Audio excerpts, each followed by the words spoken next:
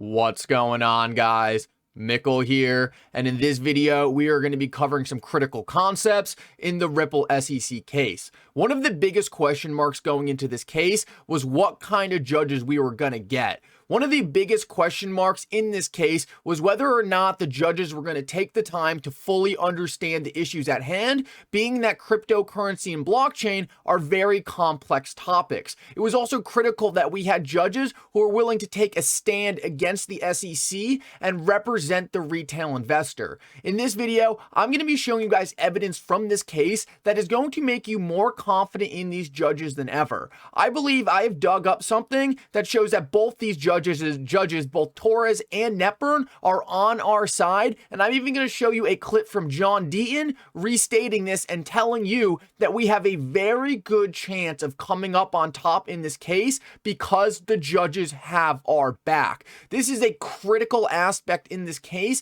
and it's going to be very significant in Ripple being able to get out of this and for XRP to be declared not a security once and for all. Guys, your support means so much to this channel. If you want to help for free, please consider subscribing and liking this video down below. It goes such a long way in helping more people like you see this video. If you want to do more, you can always check out the Uphold link down below and even some of the merch that should be pinned underneath this video. With that said, guys, though, let's jump right into it, and I hope you enjoy the content.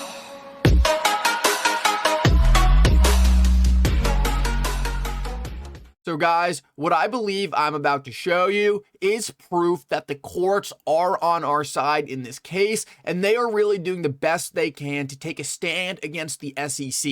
It is very likely they can blatantly see the corruption going on at the agency right now, and I believe some of the rulings I'm about to show you in this video are going to make it very obvious for you guys that the court is going to have our back in this case. At the end of the video, I'm actually going to break this down with a very, very easy to understand diagram, and I think that's really going to bring it full circle for you guys and really help you to understand what we're facing right now and what the court has done thus far to help us get to a point where Ripple will be able to defeat the SEC and the XRP holder will be freed from this lawsuit. It really starts right here though, and it's centered around one issue, and that is whether William Hinman's personal opinion was his own or guided by the SEC. John Deaton has been breaking this down for a while, and I think it took us all a long time to fully understand what the court's strategic goal was by making these rulings. I'm going to break it all down for you right here and even show you a clip of John Deaton explaining it, but then we're really going to dive into it and analyze what all the parties were thinking and what is really going on here behind the scenes. So it starts right here with John Deaton responding to one of my replies, and he says the SEC's motion for reconsideration has caused enormous confusion. The SEC is still claiming that Hinman's speech was his personal opinion. That hasn't changed. The SEC is not asking her to reconsider her finding that this fact is settled. The SEC is arguing that although it was Hinman's personal opinion, he received input or guidance from other SEC staff, and because of that, it is all protected by DPP. The SEC argues that the law protects his internal communications, even though it didn't result in an SEC decision. So I understand this is probably kind of complex to take in all at once, but we're going to go over it a couple times here. And what you need to know from that reading is simply that the SEC wants it both ways. The court told the SEC essentially, if this is Hinman's opinion, you need to hand over the Ethereum documents. The SEC argued it was Hinman's personal opinion, and then they're saying now, well, that's okay, but we still don't want to hand over the documents. The SEC is trying to have it both ways, and let me have John explain it to you another way, because I think this is going to show you that despite the fact that the SEC is trying to do this, their lying, manipulation, and deception, like I just showed you, is actually getting them into a lot of trouble in ways that were probably unforeseen before they tried to go down this path of lying to the court. Let me show you this clip by John Deaton because I think he summarizes it in a really key way. And this is a brand new interview that you guys might not have seen before. I said that Ripple and XRP holders got lucky by drawing these two judges. Judge Netburn is a federal magistrate judge. She assists the regular judge, which is Judge Torres, and she handles the discovery disputes. whether documents are privileged or not privileged, whether they should be turned over or not turned over. She handles all the little disputes that go on in discovery. The Hinman deposition, they moved to quash it.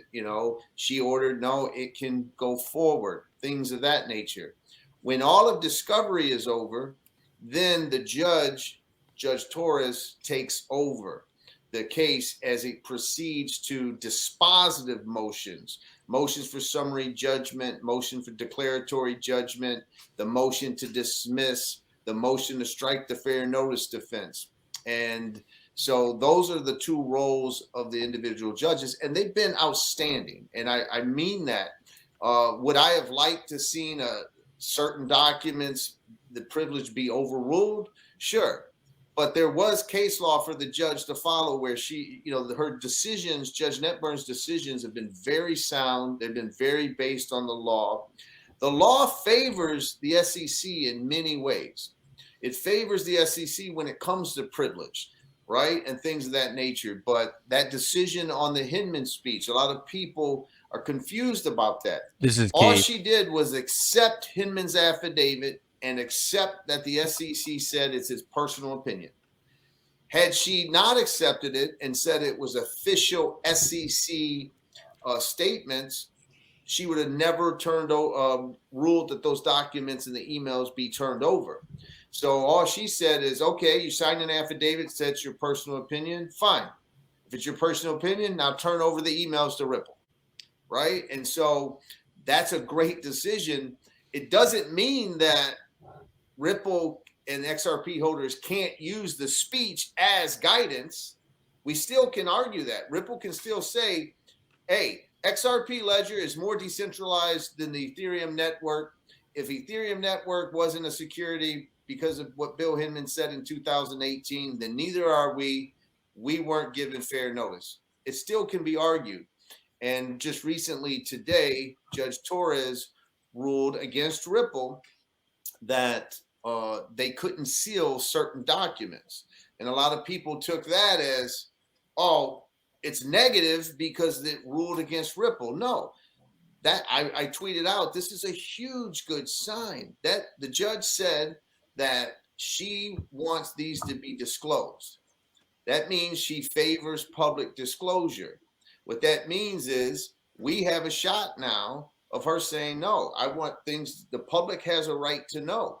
And if we have a right to know what Ripple was told by their lawyers in 2012, and we get to read those legal memos, then we should get to read those emails from the SEC. And so there is two very distinct and clear things we need to analyze here. And I would just go back and watch back that section of the video because what Deaton says there is critical. First of all, he compliments the judges on doing an amazing job thus far. And what he really breaks down here is the fact that the judge actually didn't make any kind of binding ruling saying that the speech given by William Hinman, although the SEC claimed it's his personal opinion, the court is saying, and John Deaton just explained this, that even though they said that, Ripple can still say that it was SEC guidance to the market, even if it's his personal opinion. So why did Judge Netburn rule that it was his personal opinion? Because she knew that if she said this was a very good way to force the SEC to fork over the Ethereum documents. She very easily could have ruled in a way that did not force the SEC to hand over the ETH documents.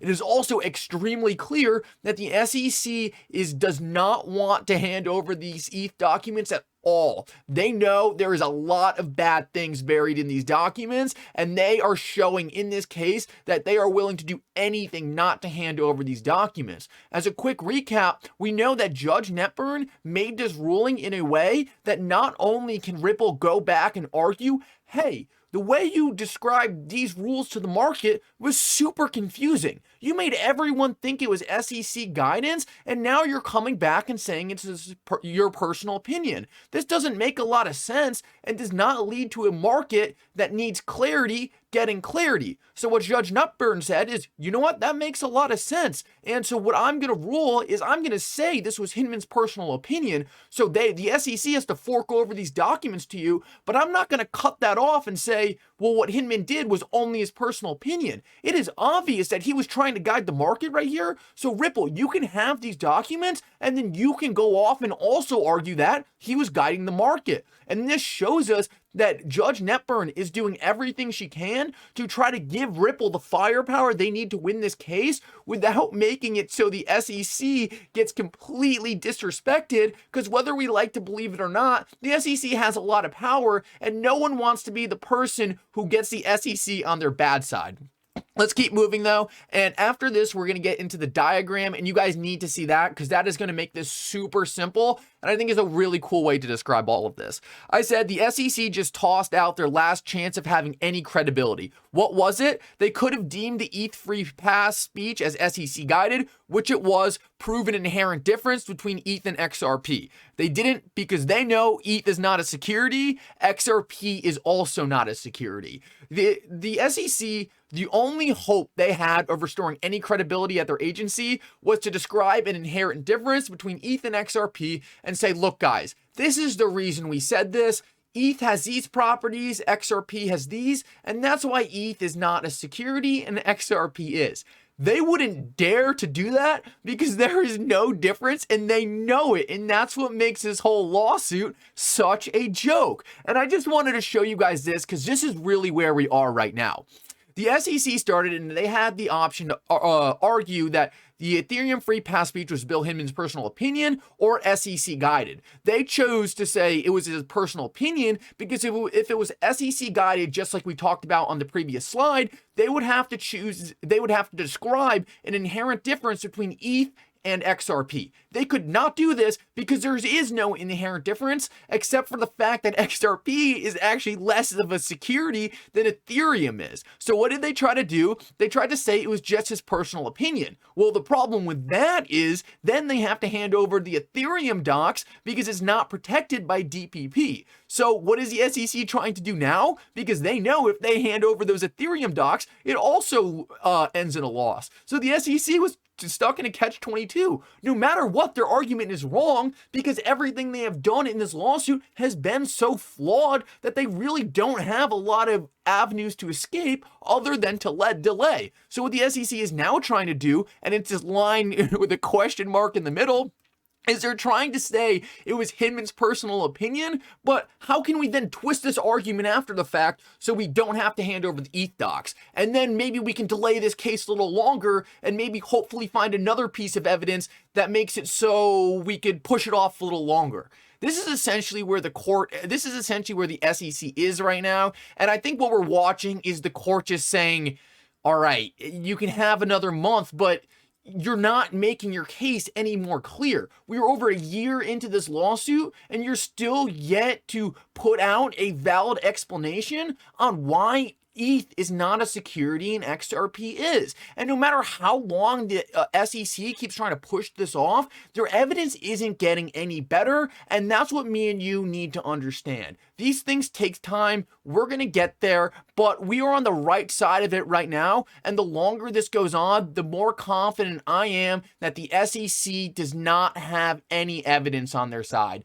Guys, thank you so much for coming. You guys do so much to support this channel. So thank you so much for watching this whole thing through. For now, I hope you guys have a good day, and Mickle out.